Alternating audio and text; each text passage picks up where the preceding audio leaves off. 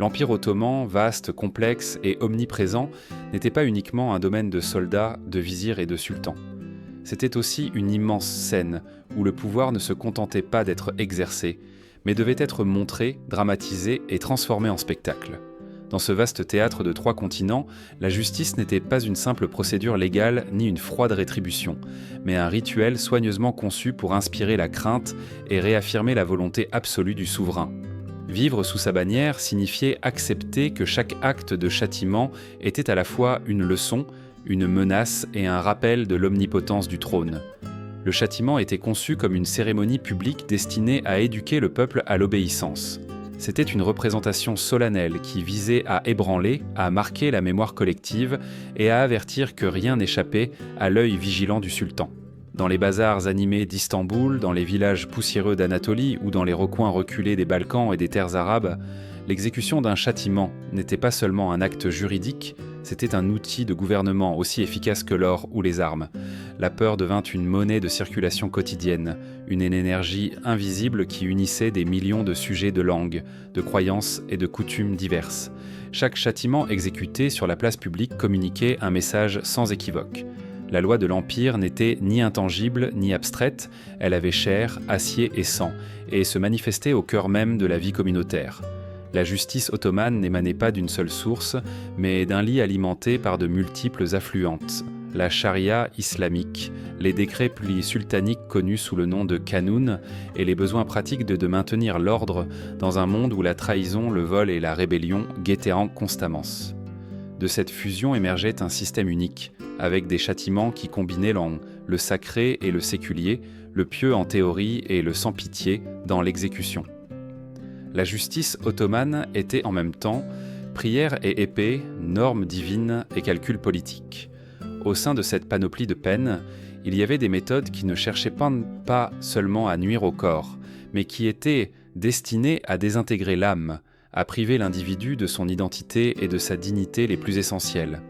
L'une des plus bouleversantes fut l'extraction des yeux, la condamnation à la cécité, symbole terrifiant que le pouvoir pouvait ôter même la capacité de voir le monde. Ainsi l'Empire a construit un langage propre au châtiment, un idiome de peur et de spectacle qui pénétrait tous les recoins de la vie quotidienne. Punir n'était pas un acte isolé, mais une chorégraphie répétée devant la foule, un rappel que l'obéissance était la seule sauvegarde dans un ordre où la justice et la terreur marchaient en tant que main dans la main.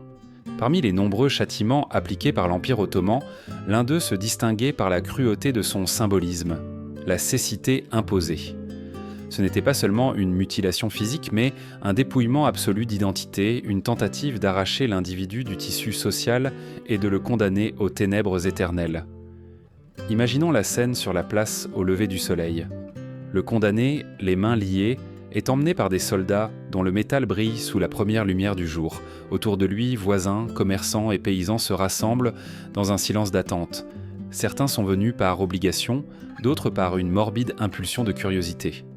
Des enfants se réfugient dans les plis des jupes de leur mère tandis que les murmures de la foule s'éteignent dans une tension insupportable.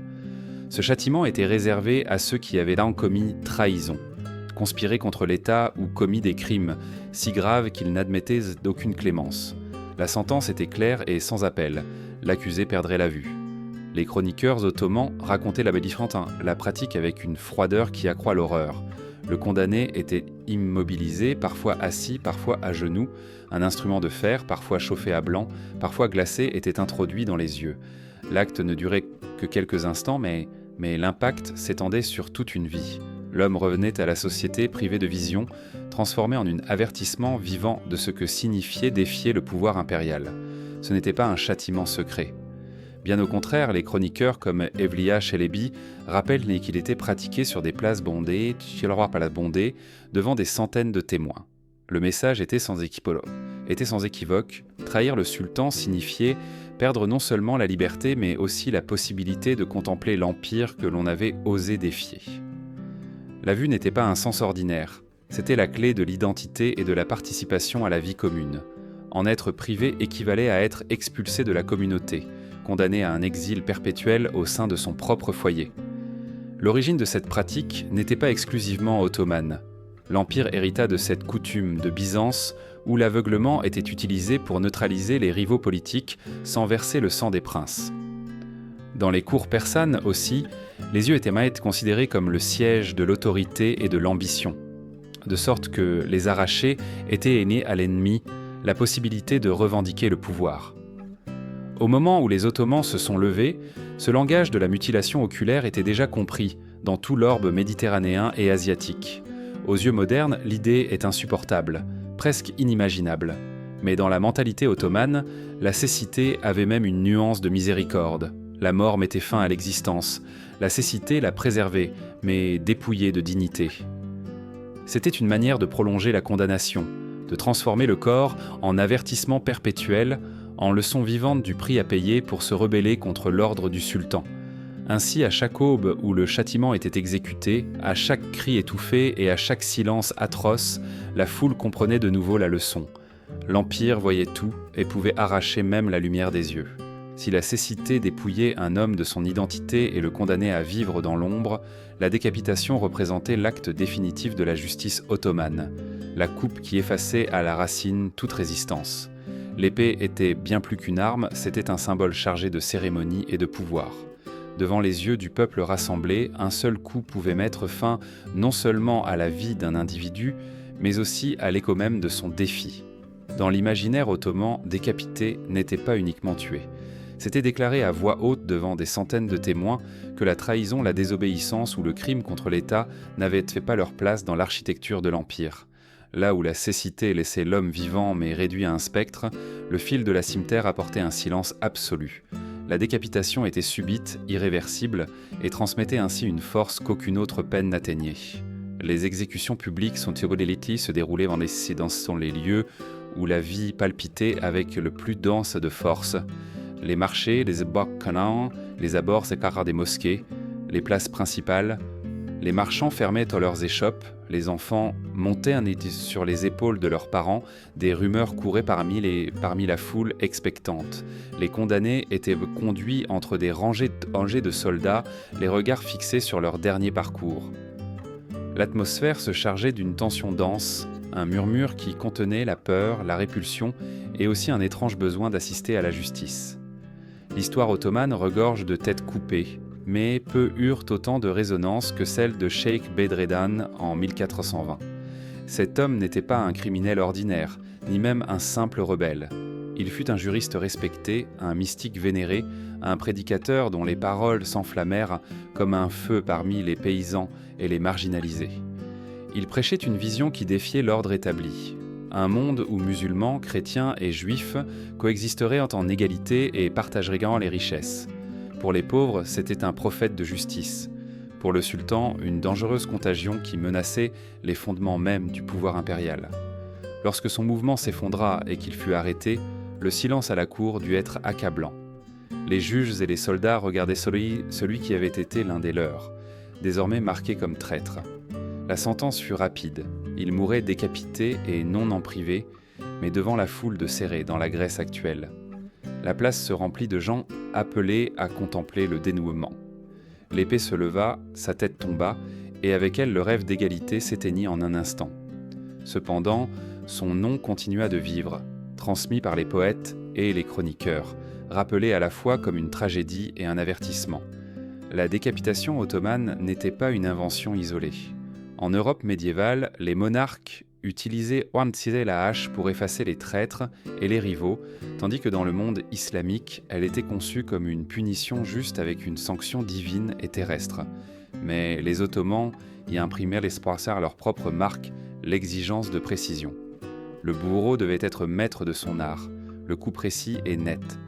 Une exécution maladroite avec des coupes mal faites était honteuse non seulement pour le condamné, mais pour le prestige de l'Empire lui-même. La mort, même dans sa brutalité, devait être exécutée avec art. Les têtes coupées ne restaient pas toujours sur le lieu de l'exécution.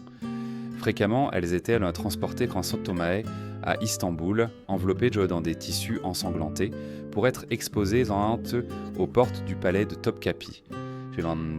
Clouées sur des lances ou disposées en tiseaux en rangée, elles se transformaient en trophée, qui clamait la promesse impériale. La loyauté signifiait la vie, la rébellion, l'anéantissement absolu. De cette manière, la décapitation devint un théâtre politique total. Il ne s'agissait pas de cruauté en soi, mais d'un spectacle conçu pour soumettre non seulement des armées mais aussi l'esprit de résistance. Là où la cécité rendait les traîtres muets, l'épée effaçait leur voix pour toujours. Les deux châtiments proclamaient la même vérité. La justice de l'Empire ne se cachait pas, elle s'exhibait en pleine lumière, marquée dans la chair et le sang. Tous les châtiments tenant dans l'Empire ottoman ne se termineront pas par la mort. Certains étaient conçus non pas pour réduire le condamné au silence pour toujours, mais pour le corriger, pour graver dans son corps et dans sa mémoire la leçon de l'obéissance. Parmi eux, l'un des plus persistants et des plus redoutés était le falaka, le fouet sur la plante des pieds. À première vue, il pouvait sembler moins brutal que la décapitation ou la cécité. Mais dans sa simplicité se cachait une paradoxe, une douleur insupportable, capable de briser l'esprit sans ôter la vie. La procédure était cruelle dans son détail.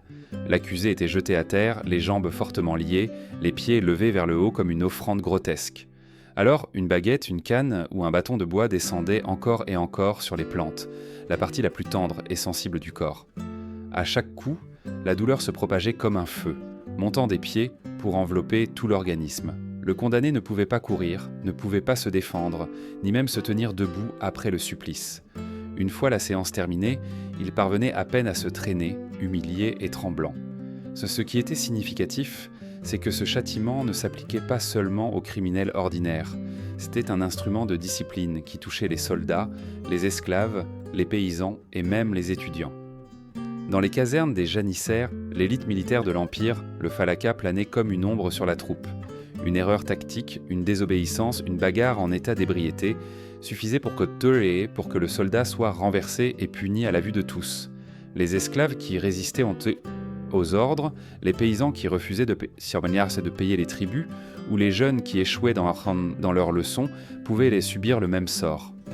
Personne n'était au-dessus de cette baguette qui rappelait coup après coup que l'obéissance était inébranlable. Les voyageurs étrangers qui ont assisté à la pratique la décrivaient avec inquiétude. Les ambassadeurs européens à Istanbul racontaient avec étonnement la rapidité et la fréquence de son exécution. Un soldat pouvait être traîné dans la cour, fouetté devant ses camarades et renvoyé à son poste en boitant, le corps brisé mais vivant. Pour les Ottomans, cette humiliation publique était une partie essentielle du châtiment. Le cri du compagnon, la maladresse de ses pas après la bastonnade, étaient des avertissements aussi puissants que les coups eux-mêmes. Le falaka révélait un aspect profond de la mentalité ottomane, la volonté de contrôler sans toujours recourir au sang. Toutes les fautes ne devaient pas se solder par la mort. Parfois, la douleur et la honte suffisaient à briser les volontés et à restaurer l'ordre. Cet équilibre entre cruauté et clémence était l'une des clés de la gouvernance impériale. Le châtiment ne cherchait pas à détruire entièrement, mais à rappeler aux punis que sa place restait de servir l'Empire, même s'il le faisait avec les marques fraîches de la douleur sur son corps. De plus, cette pratique n'était pas exclusive au monde ottoman. Des versions similaires existaient dans d'autres régions. Dans l'Égypte mamelouk, les esclaves et les étudiants recevaient également des coups sur les pieds. Dans la Grèce antique, les jeunes des gymnases pouvaient être fouettés à des fins disciplinaires. Les Ottomans ont repris ces traditions, les ont raffinées et les ont élevées au rang de piliers de leur système punitif. La différence résidait dans l'intimité du tourment. Une décapitation éloignait le bourreau de la victime. L'épée tombait et tout se terminait en un instant. Le falaka, en revanche, exigeait la proximité, un contact prolongé, une présence inéluctable. Chaque coup était personnel, chaque gémissement une preuve que le châtiment n'était pas seulement physique mais psychologique. Le supporter signifiait être brisé en esprit, transformé en exemple pour les autres. Ainsi, la baguette se transforma en un langage de pouvoir, un dialecte quotidien de la discipline. Elle ne se prononçait pas lors de grandes rébellions ni d'exécutions sanglantes, mais dans les salles de classe, les casernes et les marchés. Là, au quotidien, l'obéissance était réaffirmée à chaque coup. Et même si les blessures physiques ça pouvait guérir, le souvenir de la douleur demeurait comme une cicatrice invisible, rappelant à l'individu et à toute la communauté que l'État avait 1000 façons de se faire obéir. Si le falaka servait à corriger et l'épée à effacer à la racine, la potence occupait une place intermédiaire dans le répertoire des châtiments ottomans. C'était une méthode de mort accessible, répandue, profondément symbolique, qui était réservée non seulement aux rebelles ou aux conspirateurs, mais aussi aux délinquants communs qui perturbaient le fragile équilibre de la vie quotidienne. Voleurs, assassins et brigands qui attaquaient l'homme. Les chemins pouvaient y finir suspendus à la corde, transformés en un rappel visible que la justice de l'Empire atteignait tout le monde. La mécanique était simple et peut-être pour cela si terrifiante. Une poutre toissant une traverse, un crochet ou une corde suffisaient pour transformer un coin de la place en scène de mort. Lorsque le condamné était conduit à l'échafaud, la foule savait déjà ce qui allait se passer. Il montait l'échelle ou était hissé avec violence, et à cet instant il restait suspendu entre deux mondes, les pieds niais à la terre et la tête inclinée vers le ciel. Ce geste l'expulsait autant de la communauté que de l'ordre divin. Sur le sol de l'Empire, on vivait, dans l'ère de la potence, on restait sans appartenance ni dignité. Les exécutions se déroulaient dans les lieux les plus fréquentés. Les marchés où se négociaient épices qui ont été tissus, les places où résonnaient les annonces et les voix d'enfants, se transformaient soudainement en scènes de silence et d'attente. Les corps pendus interrompaient leur sortant, le rythme de la vie quotidienne, rappelant que sous chaque acte de commerce et chaque promenade familiale se cachait l'ombre de la loi. Parfois, plusieurs criminels étaient exécutés en même temps, leur corps se balançant dans une chorégraphie macabre qui glaçait le sang des présents. L'Empire utilisait des variations qui ajoutaient un degré d'horreur supplémentaire. Certains étaient pendus à de hautes poutres, laissant les cadavres exposés pendant des jours, se tordant sous le vent. D'autres étaient transpercés par des crochets ou cloués au fer, leur chair déchirée, tandis que le peuple observait. Il n'était pas rare que les corps restent suspendus jusqu'à la décomposition, dévorés par les oiseaux charognards et punis par les intempéries. Ainsi, le châtiment ne se terminait pas avec la mort. Il se prolongeait dans l'humiliation prolongée du cadavre, transformé en message d'avertissement. La potence portait en elle une marque de dégradation. Contrairement à l'épée, qui dans certains cas pouvait accorder une mort rapide et même une certaine apparence d'honneur, la pendaison était destinée à la déshonneur publique. Mourir en se balançant sous le regard des voisins signifiait téléporter le stigmate même après le dernier souffle. Même les rites funéraires restaient suspendus jusqu'à ce que l'État le permette, renforçant l'idée que la communauté ne reconnaissait pas le supplicié comme digne de repos. Le rang social marquait également des différences. Aux nobles et aux hauts fonctionnaires était parfois accordée la miséricorde de l'épée, tandis que la corde était réservée à ceux qui occupaient des positions plus basses. La corde, alors, n'était pas seulement un instrument de mort, mais aussi un outil pour souligner les hautes hiérarchies. En dehors des frontières ottomanes, les potences peuplaient également l'Europe médiévale, où les corps les géants pouvaient rester accrochés au centre-train aux entrées des villes pendant des semaines. Les Ottomans ont adopté et transformé cette tradition, l'intégrant dans leur propre théâtre de justice. Alors que dans de nombreux royaumes chrétiens, la potence était considérée comme une ressource extrême, dans l'Empire ottoman, elle est devenue un mécanisme quotidien, répété dans les villages, et aux frontières comme un battement sombre du pouvoir. Le symbolisme allait au-delà du terrestre. Être suspendu entre le ciel et la terre était interprété comme un état de damnation spirituelle, un purgatoire en vie où ni le sol ni les cieux ne réclamaient le défunt. Pour les musulmans, les chrétiens et les juifs de l'Empire, cette image était chargée de poids religieux. Le condamné devenait un être sans place, rejeté par le divin et par l'humain. Les potences ne se limitaient pas à Istanbul.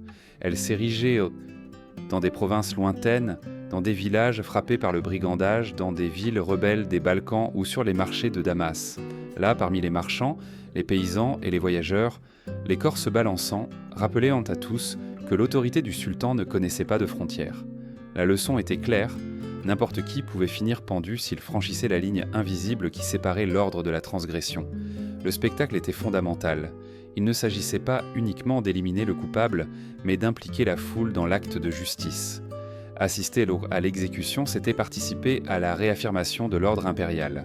Les parents montraient contre les corps à leurs enfants, enseignant d'un geste ce qui attendait ceux qui s'écartaient du chemin.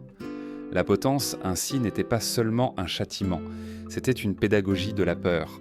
Si le falaka servait à corriger et l'épée à effacer à la racine, l'amputation était le châtiment qui se prolongeait au-delà de l'exécution immédiate. Il ne s'agissait pas seulement d'ôter une extrémité, c'était transformer le condamné en un monument vivant du pouvoir impérial. Chaque moignon, chaque cicatrice devenait un rappel permanent, visible pour tous, de ce que signifiait affronter la loi du sultan. Dans les marchés animés d'Istanbul ou sur les places poussiéreuses d'Anatolie, les voleurs savaient ce qui les attendait s'ils étaient les pris. Une main pouvait disparaître sous la lame, un pied pouvait être sectionné sans pitié. L'amputation était plus qu'une rétribution, c'était un avertissement incarné dans la chair et le sang. Un homme sans main n'avait plus besoin de proclamer son crime. Son corps parlait pour lui, le dénonçant à chaque regard. Le membre absent se transformait en un signe ineffaçable qui traversait les générations. Les racines de cette pratique s'enfonçaient dans la tradition islamique. Le Coran lui-même prescrivait l'amputation de la main pour le vol, bien que les juristes musulmans aient nuancé la mesure et ne l'aient généralement appliquée que dans les cas graves, lorsque le délit mettait en péril la survie de la communauté. Les Ottomans, cependant, ont combiné cet héritage religieux avec un pragmatisme politique. Tous les voleurs n'étaient pas mutilés, mais les récidivistes ou ceux qui mettaient en danger l'ordre étaient punis par la perte d'un membre. Ainsi, l'Empire maintenait l'équilibre entre la lettre sacrée et les besoins de gouvernance. L'exposition publique était essentielle. Un membre coupé sur la place ne punissait pas seulement le voleur, mais enseignait à tout le peuple la conséquence de défier la norme. Les récits voyagent plus vite que les décrets. La nouvelle du marchand manchot ou du paysan qui traînait son pied mutilé circulait de bouche à oreille comme un décret invisible mais puissant. Mais l'amputation ne se limitait pas au vol. Dans des contextes de rébellion, la perte des pieds était utilisée comme arme de contrôle. Ôter la capacité de fuir ou de combattre était un moyen de réduire un homme à l'impuissance physique, de lui arracher non seulement sa force mais aussi son avenir de guerrier. Le mutilé devenait l'ombre de ce qu'il fut, un exemple vivant de ce qui se produisait quand quelqu'un osait défier le sultan.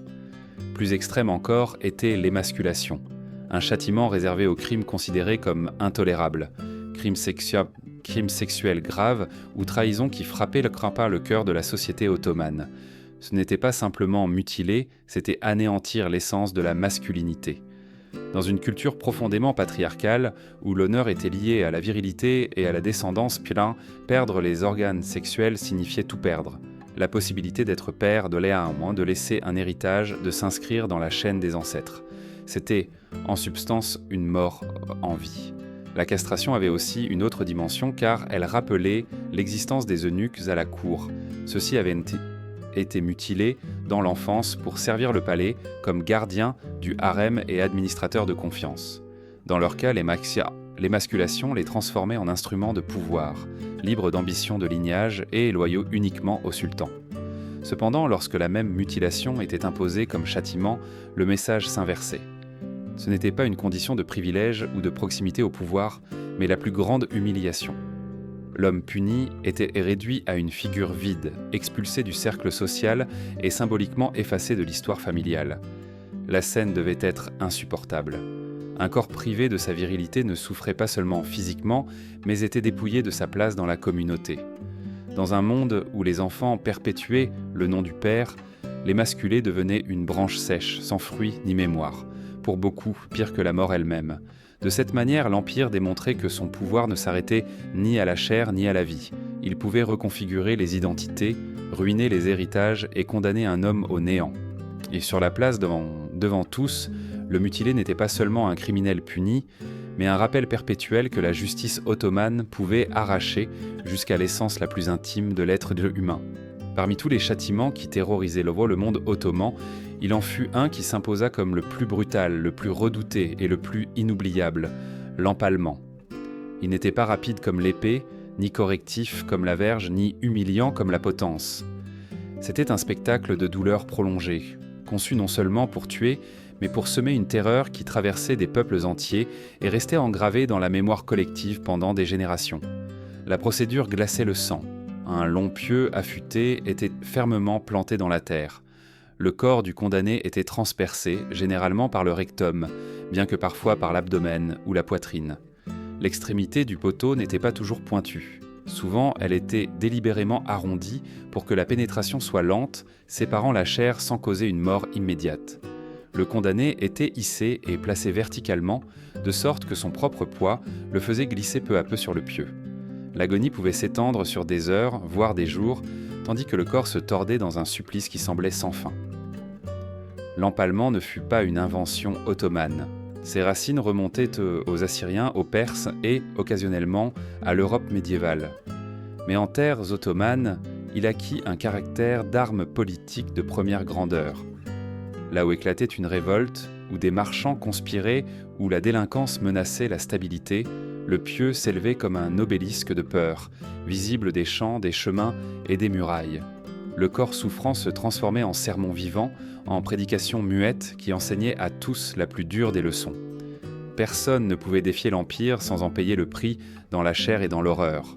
Le personnage le plus lié à ce châtiment n'était pas ottoman, mais l'un de ses ennemis les plus célèbres, Vlad Tepes, prince de Valachie, surnommé l'Empaleur.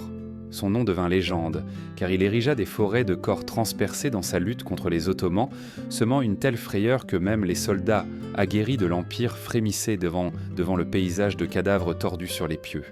Cependant, les Ottomans eux-mêmes ne s'abstinrent pas d'utiliser cette méthode. Quand ils devaient étouffer la résistance avec force, ils recourraient également aux pieux, s'assurant que la peur voyagerait plus vite que n'importe quelle armée. L'effet psychologique était dévastateur. La décapitation bouleversait pendant une journée, la potence humiliée pendant un temps. Mais l'empalement hantait les témoins pendant des semaines. Les corps restaient dressés, transformés en sinistres sculptures humaines qui résistaient au vent et étaient lentement dévorés par les corbeaux. Même après la mort, les cadavres demeuraient comme des spectres, se balançant sous le soleil ou sous la lune, obligeant toute une communauté à cohabiter avec le souvenir du tourment. La paradoxe était déchirante. Le même empire qui construisit la mosquée bleue, qui patronna poètes, musiciens et calligraphes, qui célébra la science et l'art, érigea aussi des potences, planta des pieux et transforma des corps humains en monuments de la terreur. La splendeur et la brutalité coexistèrent comme deux faces inséparables de la même monnaie. L'empalement, plus qu'un châtiment, fut un rituel de contrôle qui transformait le corps humain en toile du pouvoir, en message sanglant que le vent portait plus loin que n'importe quel décret. Ainsi le supplice de l'empalé devint l'une des images les plus sombres de l'Empire, non seulement un homme transpercé par du bois, mais une société entière transpercée par la peur. Quand nous regardons en arrière et parcourons le catalogue des châtiments de l'Empire ottoman, la cécité, la décapitation, le falaka, la potence, l'amputation, l'émasculation et l'empalement, il nous est presque impossible d'imaginer qu'ils faisaient partie de la vie quotidienne. Aujourd'hui, nous les considérons comme des atrocités inconcevables, mais pour ceux qui vivaient sous le croissant impérial, ils faisaient partie du pouls même de l'existence. C'était pas un des avertissements inscrits dans la chair et le sang, des leçons gravées pendaient dans la mémoire collective, des ombres qui accompagnaient chaque acte de la vie quotidienne. L'Empire comprit un principe aussi terrifiant qu'efficace. La peur perdure plus que les lois écrites, voyage plus loin que les mots et s'ancre plus profondément que n'importe quel décret. Les Ottomans surent à la transformer en outil politique, la déployant comme un spectacle que tous étaient obligés de regarder. C'est ainsi que fut maintenue la cohésion d'un territoire immense et divers, où des langues, des religions et des peuples différents apprirent à coexister sous le même message d'obéissance. Mais ici apparaît la contradiction qui définit toute civilisation. Le même monde qui érigea des dômes qui semblaient toucher le ciel, qui remplit Istanbul de musique, de poésie et de calligraphie, dressa aussi des potences, planta des pieux et transforma des corps humains en monuments de la terreur. La splendeur et la brutalité coexistèrent comme deux faces inséparables de la même monnaie. L'essence du pouvoir ottoman s'exprima dans cet équilibre inquiétant, la beauté de la création et l'horreur de la destruction. Au milieu de ces deux forces, entre la lumière des mosquées et l'obscurité des supplices, fut construit un empire qui ne cacha jamais ses ombres, mais les montra délibérément, comme faisant partie de sa grandeur. Au final, les châtiments ottomans ne furent pas seulement des mécanismes de justice, mais des représentations de pouvoir. Ils nous rappellent qu'aucune civilisation, aussi brillant que soit son art ou durable ses réalisations, ne peut échapper à ses propres ténèbres. Les Ottomans touchèrent le ciel avec leurs mosquées, mais transpercèrent aussi la terre avec leurs pieux. Et entre ces deux images opposées, la beauté sublime et l'effroi absolu, se trouve le cœur de leur histoire.